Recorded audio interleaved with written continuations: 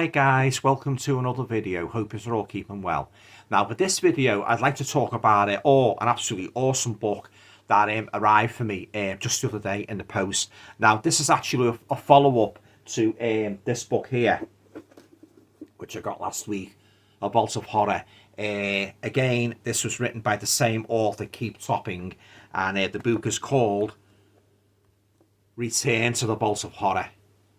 Fantastic cover there, guys, just like the other one. Nod to the Amicus anthology movies. But yeah, really pleased to get this, guys. Sorry about the glare, guys. It's just the lights above, yeah.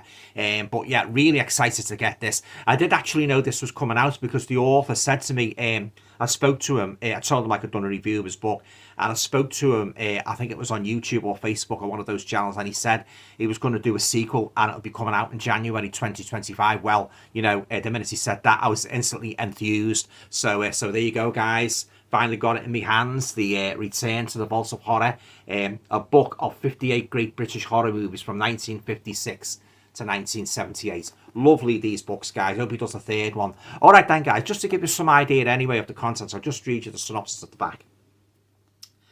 Right, from X the Unknown to Terror, 58 British horror films which collectively make a lasting impression on the psyche of a nation. Author Keith Topping examines more of the films which shaped his childhood, taking a wry and often irreverent look at their triumphs and failings, their stars, their continuity blunders and impact on the genre as a whole. Illustrated with many rare black and white photographs, this is one film guide guaranteed to raise a smile as we take you back to more of the terrors of yesteryear. So there you go, guys. That's the synopsis for this sequel to the first Vault of Horror book, Return to the Vault of Horror. And there's the movies, guys, what's covered there if you want to freeze your screens and take those in. Classics there, guys. Classics of British cinema, most of which I love, you know. But yeah, fantastic, yeah. All right then, guys, I'll just show you. I won't show you every page, actually, because there's quite a bit here. But I'll just show you, I'll give you the basic highlights of what you can find if you do get this book. So there you go, guys. There's the contents of all the movies that he covers, and in great depth as well, I must say, in great depth. Some great anecdotes as well, guys, about the movies. I love everything. I love anything like this, guys. You know, where they sort of like discuss the film, and not only do they talk about the actors and the producers, they give some great anecdotes. They are Hammer Films, a studio that drip blood. Absolute mine of information. If you love your classic British horror films as much as I do, there they are. That's the first one, X the Unknown. Fantastic. Just look at that, guys.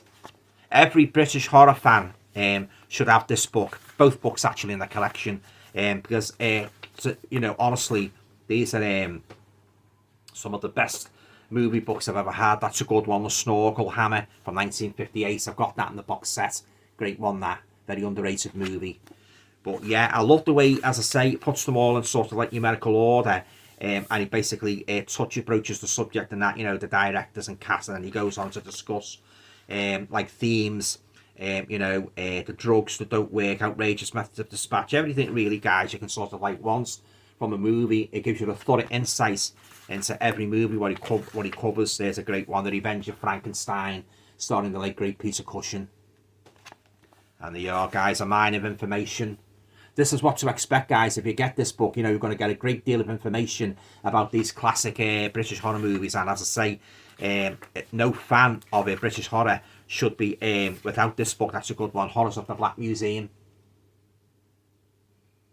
Fantastic. The Man Who Could Cheat Death. I haven't seen that one for ages. But yeah, great information. You know, absolute mine of information. The Brides of Dracula. That's a good one. Of course, that didn't have Christopher Lee in, but nevertheless, a very solid Hammer movie. Really made up to get this, guys. I was so excited when he said he was going to do a sequel to it. Yeah, the damned Oliver Reed. Obviously, guys, as I said before, I won't show you that every page because there's a hell of a lot in this book.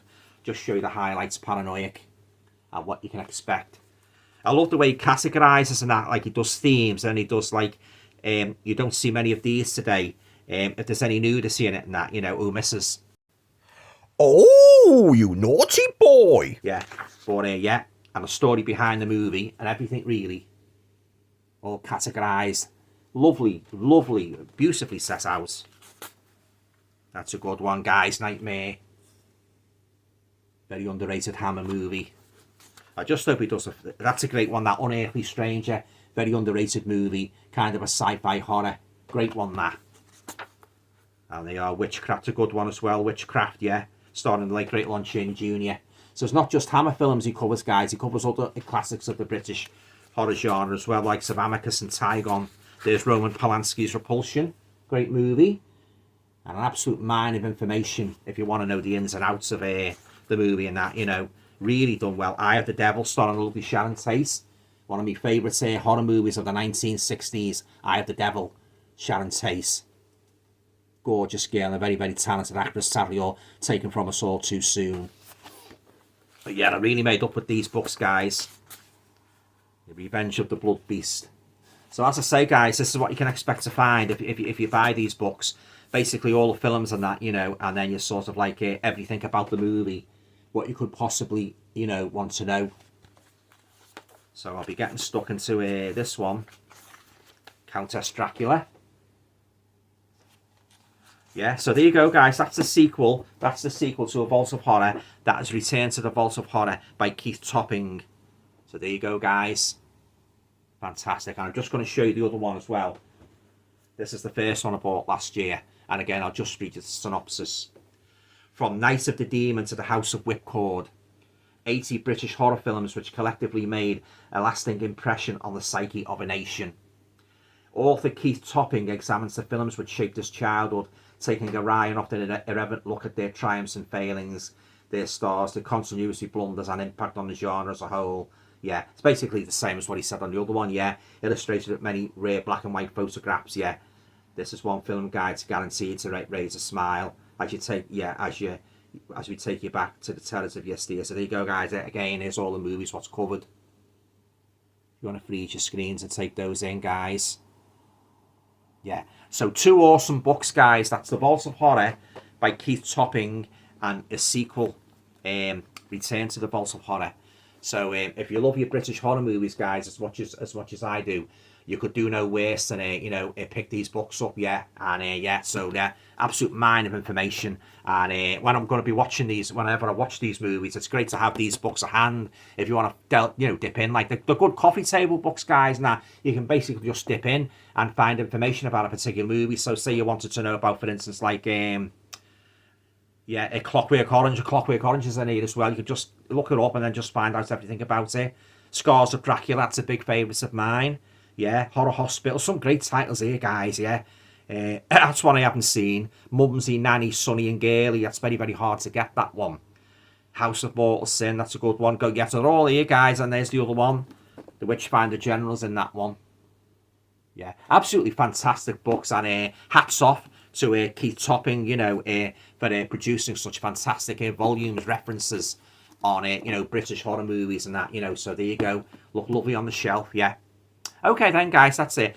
Have any of you got these books already by any chance? What do you think of them? Leave a comments down below. Do you share my opinion that they're two of the finest books ever done on British horror cinema? Yeah, let's get a discussion going about these two Vault of Horror books. Yeah, really, really made up to have these in my collection. So just to tell you what year range each covers before I go. A Vault of Horror covers from 1956.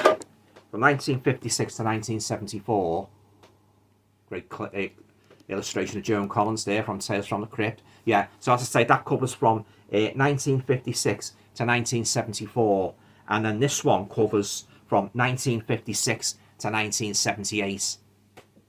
Yeah, so really made up with these. Okay then, guys, that's it. The usual. If you liked the video, please feel free to share, subscribe, comments, and all going well. I'll be back again very, very soon with another video. Take care. Ta-ta for now.